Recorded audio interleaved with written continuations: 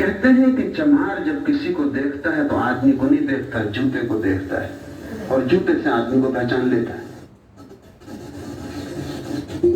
जूते की हालत सब बता देती, आजू की पूरी हालत बता देती कि आर्थिक हालत कैसी चल रही, जूता कह देता है। दुकान ठीक चल रही कि नहीं चल रही, जूता कह देता है। पत्नी से बन रही कि नहीं बन रही, जूता कह देता है। जूते की भी कथा है, चमार पढ़ने जानता है। डॉक्टर जब किसी को देखता है तो आदमी नहीं दिखाई पड़ता, बीमारियां दिखाई पड़ती। देखते ही से तुम डॉक्टर के घर में प्रविष्ट हुए कि बीमारी दिखाई पड़ती। तुम चाहे मित्र की तरह ही मिलने आए हो। एक बड़े चित्रकार ने, मॉनेट उसका नाम था, एक चित्र बनाया, एक पोर्ट्रेट, एक गरीब आदमी का, एक भूखे आदमी का,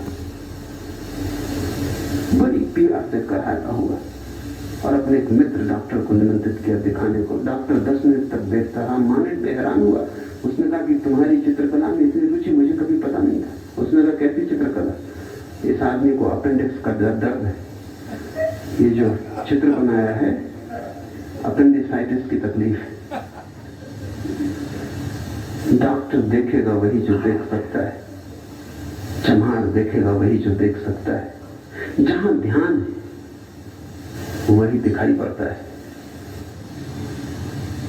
ध्यान ही तुम्हारा सत्य है।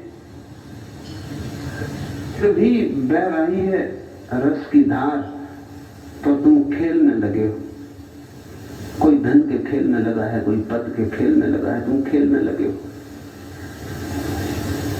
वो रस धार तुम्हें दिखाई नहीं पड़ती। तुम ठीकरे इकट्ठे कर रहे हो, तुम बाहर उलझे हो। जब तुम सुलझोगे बाहर से तब ध्यान जाएगा। बाहर से सुलझने का नाम समझ। समझ का मतलब बहुत ज्यादा सूचनाओं का पता चलना नहीं। समझ का मतलब है खेल की समझ। समझ का मतलब है बाहर के उपद्रव की समझ। समझ का मतलब है अब बाहर से चुके, देख लिया।